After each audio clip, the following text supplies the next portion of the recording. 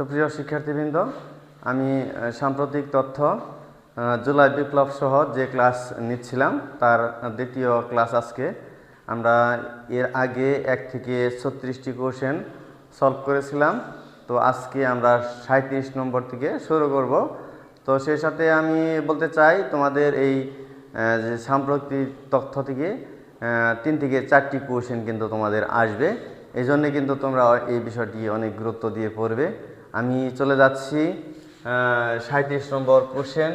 আগে যেহেতু 36টি কোশ্চেন সম্পর্কে আমি ক্লাস নিয়েছিলাম, এবারে দেখো 37 নম্বর যে কোশ্চেনটা দেওয়া আছে, কোঠা সংস্কার আন্দোলনকারী শিক্ষার্থীদের ধরতে সারা দেশে পুলিশ রেইড অভিযান পরিচালনা করেন কবে? আমরা আবারও খেয়াল করি, কোঠা সংস্কার আন্দোলনকারী শিক্ষার্থীদের ধরতে সারা দেশে পুলিশ রেইড অভিযান নামে একটি অভিযান পরিচালনা করেন, সেটা 27 জুলাই 2024 সালে। এবং এর পরবর্তী 38 নম্বর কোশ্চেন এরকম যে কোঠা সংস্কার আন্দোলনের প্ল্যাটফর্ম বৈষম্য বিরোধী ছাত্র আন্দোলনের 2 সমন্বয়ক, একটা হলো সার্জিস আলম এবং হাসনাত আবদুল্লাহ, এই দুইজনকে গোয়েন্দা শাখা ডিবি হেফাজতে নেয়। কবে নেয়? এটা হলো 27 জুলাই 2024 সালে। এবং পরবর্তী কোশ্চেন, কোঠা সংস্কার আন্দোলনের অন্যতম মহিলা সমন্বয়ক, আমরা সবাই জানি অন্যতম মহিলা সমন্বয়ক নুসরাত তাবাসসুম। এই নুসরাত তাবাসসুমকে ডিএমপি গোয়েন্দা বিভাগ অর্থাৎ ডিবি হেফাজতে নেয়। কবে? তার পরের দিন। অর্থাৎ আমরা খেয়াল করছি যে সার্জিস আলম এবং হাসনাত আবদুল্লাহকে ডিবি পুলিশ হেফাজতে নেয় 27 জুলাই, এবং তার পরের দিন অর্থাৎ 28 জুলাই হেফাজতে নেয় মহিলা সমন্বয়ক নুসরাত তাবাসসুমকে।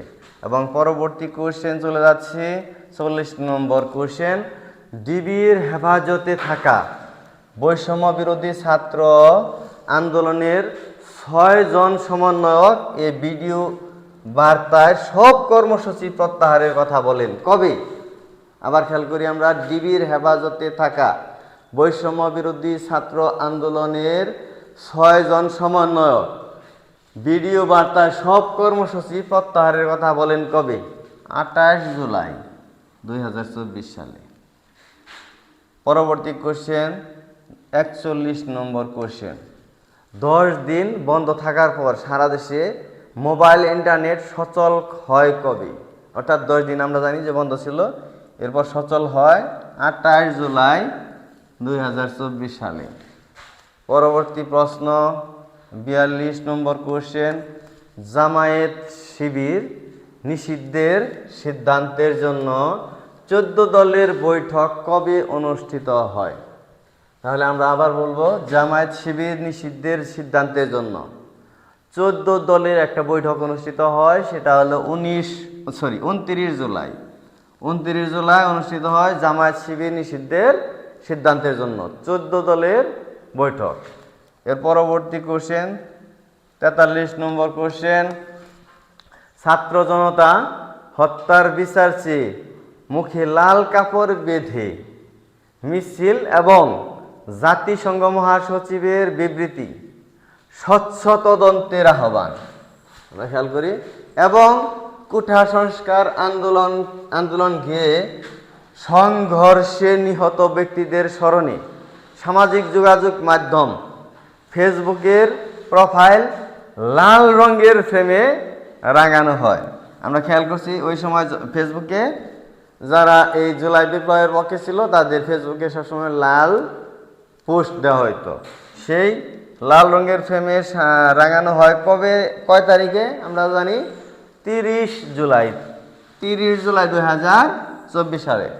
এর পরবর্তী কোশ্চেন 44 নম্বর কোশ্চেন, বৈষম্য বিরোধী ছাত্র আন্দোলনকারীরা মার্চ ফর জাস্টিস, আমরা আবারও খেয়াল করি, মার্চ ফর জাস্টিস এই কর্মসূচি পালন করার ঘোষণা দেয় কবে? 30 জুলাই 2024 সালে। তাহলে আমি আবারও বলছি, এই কোশ্চেনটা অনেক ইম্পর্টেন্ট। বৈষম্য বিরোধী ছাত্র আন্দোলনকারীরা মার্চ ফর জাস্টিস কর্মসূচি পালন করার ঘোষণা দেয় 30 জুলাই 2024 সালে। এবং পরবর্তী কোশ্চেন, মার্চ ফর জাস্টিস কর্মসূচি পালন করা হয় কত তারিখে? তারপরের দিন, ঘোষণা দেয় আগের দিন 30 তারিখ, এবং এটা পালন করে 31 জুলাই 2024 সালে। এর পরবর্তী কোশ্চেন 46 নম্বর কোশ্চেন, আমরা খেয়াল করছি কবে বৈষম্য বিরোধী ছাত্র আন্দোলনকারীরা মার্চ ফর জাস্টিস, এই মার্চ ফর জাস্টিস কর্মসূচি পালনের পর কবে রিমেম্বারিং আওয়ার হিরোস এই নতুন কর্মসূচি ঘোষণা দেয়? আমি আবার বলি, কবে বৈষম্য বিরোধী ছাত্র আন্দোলনকারীরা মার্চ ফর জাস্টিস কর্মসূচি পালনের পর কবে রিমেম্বারিং আওয়ার হিরোস নামে নতুন এই কর্মসূচির ঘোষণা দেয়? এটা হলো 31 জুলাই 2024 সালে। মোটামুটি আমরা কিন্তু জুলাই মাস শেষ, তার মানে 31 জুলাই পর্যন্ত আমাদের যে কর্মসূচি ছিল সে কর্মসূচি পর্যন্ত আমরা শেষ করেছি। এবারে আমরা চলে যাব 1 আগস্টের যে ঘটনা, অর্থাৎ 47 নম্বর কোশ্চেনে আছে, আমরা চলে যাচ্ছি। দেখো সবাই, আমরা খেয়াল করি বোর্ডের দিকে, কবে বৈষম্য বিরোধী ছাত্র আন্দোলন রিমেম্বারিং আওয়ার হিরোস নতুন কর্মসূচি পালন করে? তাহলে কবে বৈষম্য বিরোধী ছাত্র আন্দোলন রিমেম্বারিং আওয়ার হিরোস এই নতুন কর্মসূচি পালন করে? এটা হলো 1 আগস্ট 2024 সালে। তাহলে আগস্ট আমি চলে যাচ্ছি। এরপরের কোশ্চেন 48 নম্বর কোশ্চেন, বৈষম্য বিরোধী ছাত্র আন্দোলনের 6 জন সমন্বয়ককে ডিবি হেফাজত থেকে ছেড়ে দেওয়া হয়। অর্থাৎ আমরা জানি যে বৈষম্য বিরোধী ছাত্র আন্দোলনের সময় 6 জন সমন্বয়ককে ডিবি হেফাজতে নিয়েছিলেন। এই 6 জনকে ছেড়ে দেয় কয় তারিখে? আমরা জানি 1 আগস্ট। 1 আগস্টে ছেড়ে দেওয়া হয়। এর পরবর্তী কোশ্চেন 49 নম্বর কোশ্চেনে আমরা দেখতে পাচ্ছি যে বৈষম্য বিরোধী ছাত্র আন্দোলনের ডাকে জুমা নামাজের পর প্রার্থনা এবং ছাত্র জনতার গণমিছিল কর্মসূচি পালিত হয় কবে?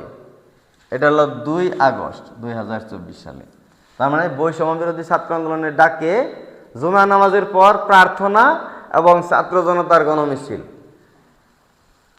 এই হলো 2 আগস্ট 2024 সালে। পরবর্তী কোশ্চেন আমরা চলে যাচ্ছি 50 নম্বর কোশ্চেন 50। সেই 50 নম্বর কোশ্চেনে আছে, আমরা দেখতে পাচ্ছি সর্বস্তরের মানুষ কবে শিক্ষক ও নাগরিক সমাজের দ্রোহ যাত্রা কর্মসূচি পালন এবং শিল্পী সমাজের ব্যতিক্রমী প্রতিবাদে সামিল হয়? 2 আগস্ট 2024 সালে। আমি আবার বলছি, সর্বস্তরের মানুষ কবে শিক্ষক ও নাগরিক সমাজের দ্রোহযাত্রা কর্মসূচি পালন এবং শিল্পী সমাজের ব্যতিক্রমী প্রতিবাদে সামিল হয়? 2 আগস্ট 2024 সালে। এর পরবর্তী 51 নাম্বার প্রশ্নে আমরা চলে যাব।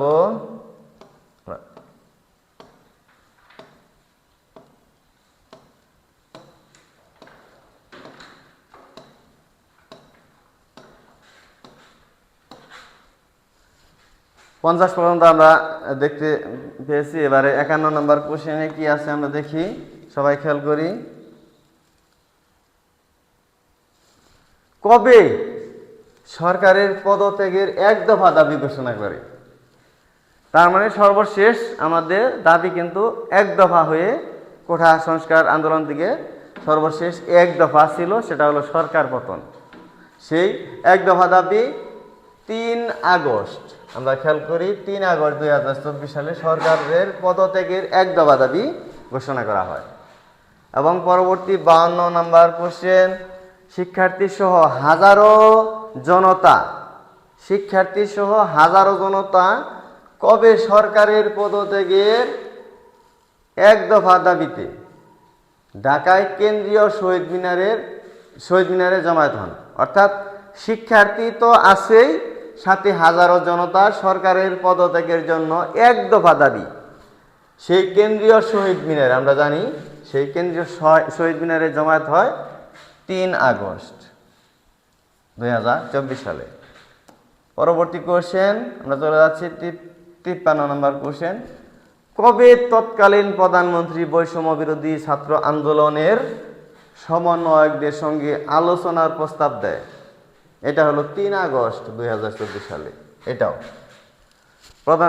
অর্থাৎ তৎকালীন প্রধানমন্ত্রী বৈষম্য বিরোধী ছাত্র আন্দোলনের সমন্বয়কদের সঙ্গে আলোচনার জন্য বসতে চায় বা প্রস্তাব দেয়, সেটা হলো 3 তারিখে। এবং পরবর্তী কোশ্চেন 54 নম্বর কোশ্চেন। সরকার পদত্যাগের এক দফা দাবি। এক দফা দাবিতে বৈষম্য বিরোধী ছাত্র আন্দোলনের ডাকা সর্বাত্মক অসহযোগ কর্মসূচির প্রথম দিনে সারা দেশে 18 জেলায় ব্যাপক সংঘাতে 114 জনের মৃত্যু হয়। এটা কয় তারিখে? টোটাল 114 জনের মৃত্যু হয় 18 জেলায়। আমরা কিন্তু খেয়াল করব, এটা হলো তার 3 তারিখের পরের দিন, অর্থাৎ 4 আগস্ট। তার মানে প্রায় শেষের দিকে আমরা বুঝতে পারতেছি, 4 আগস্ট পর্যন্ত চলে গেছি। এর পরবর্তী কোশ্চেন আমরা দেখছি 55 নম্বর কোশ্চেনে। আমরা 55 নম্বর কোশ্চেন আছে, বৈষম্য বিরোধী ছাত্র আন্দোলনকারীরা 5 August long march to Dhaka.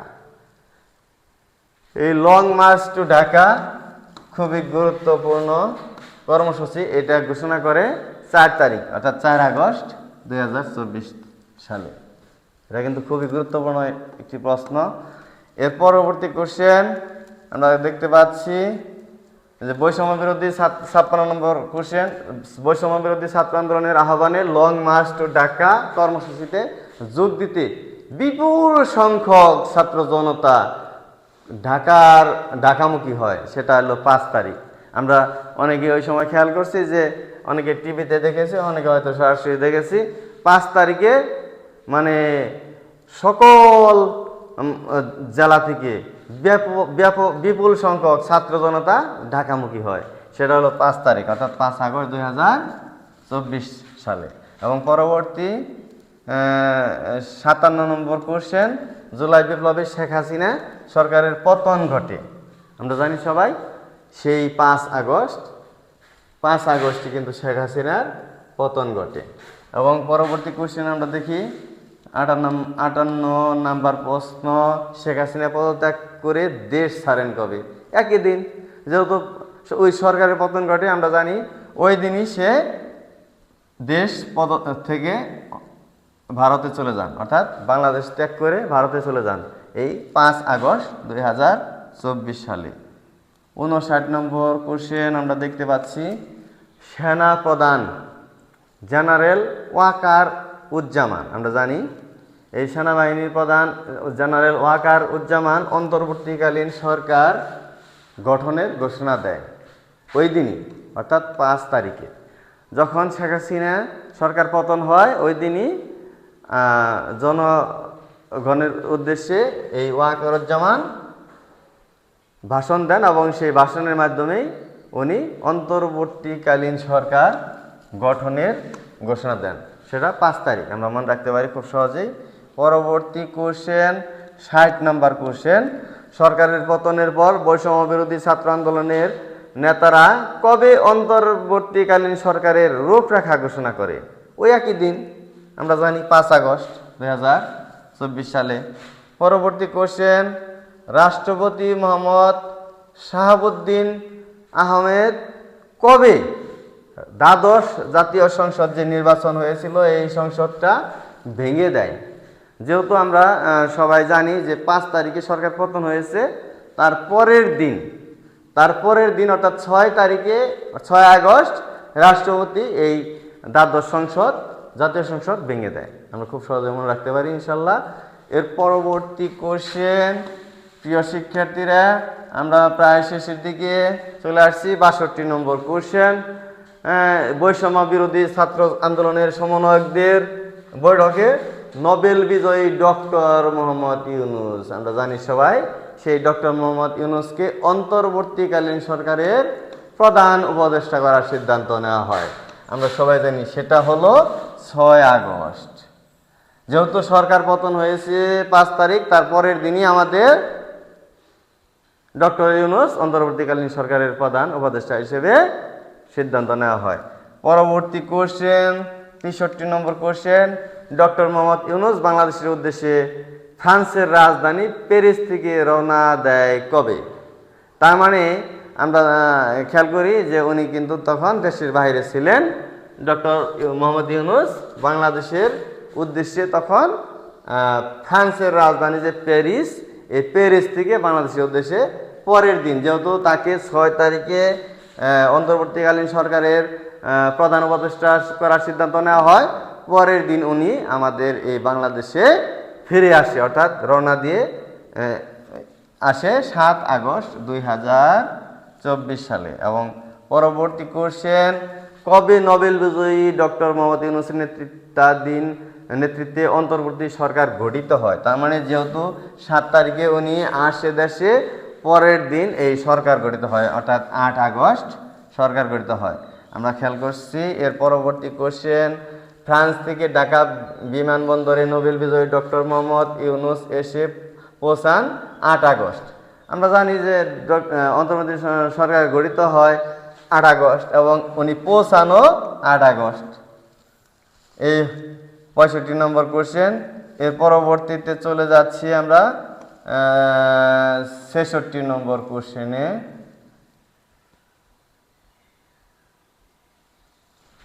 66 নম্বর কোশ্চেনে আমরা দেখতে পাচ্ছি সরকার জুলাই 2024 সালের গণঅভ্যুত্থানের জন্য কোন অধিদপ্তর ঘোষণার উদ্যোগ নিয়েছেন? অর্থাৎ জুলাই বিপ্লব হওয়ার পরে একটা অধিদপ্তর, নতুন একটা অধিদপ্তর গঠন করা হয়। সেই অধিদপ্তরের নাম হলো জুলাই গণঅভ্যুত্থান অধিদপ্তর। এই অধিদপ্তরটা আমরা কিন্তু খেয়াল করব।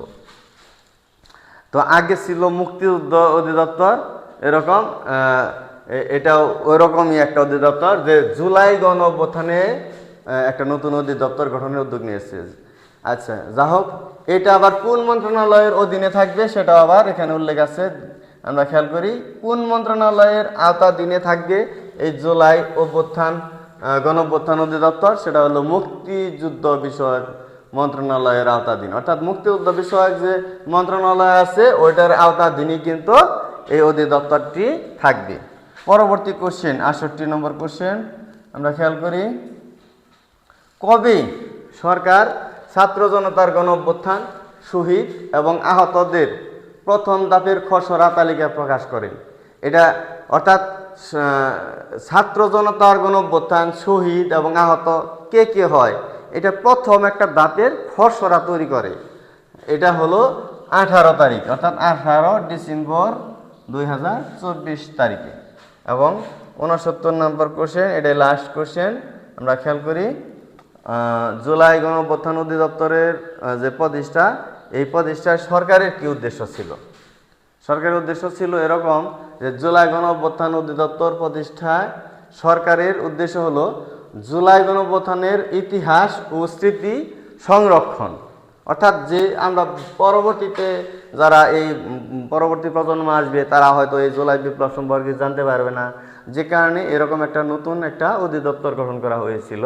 সেই অধিদপ্তরের মাধ্যমে জুলাই গণঅভ্যুত্থানের ইতিহাস এবং স্মৃতি সংরক্ষণ করা, গণঅভ্যুত্থানের শহীদদের পরিবার এবং আহত ছাত্র জনতার পুনর্বাসন সহ গণঅভ্যুত্থানের আদর্শ এবং চেতনাকে রাষ্ট্রীয় এবং জাতীয় জীবনে সুপ্রতিষ্ঠিত করা।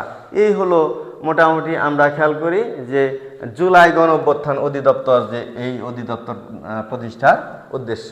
তো আমরা মোটামুটি এ পর্যন্ত যে প্রশ্নগুলো পড়লাম এবং উত্তর সলভ করলাম। আশা করি জুলাই বিপ্লব থেকে যে কোশ্চেনগুলো আসবে তোমরা এগুলো মনে রাখতে পারবে এবং ভালো করতে পারবে।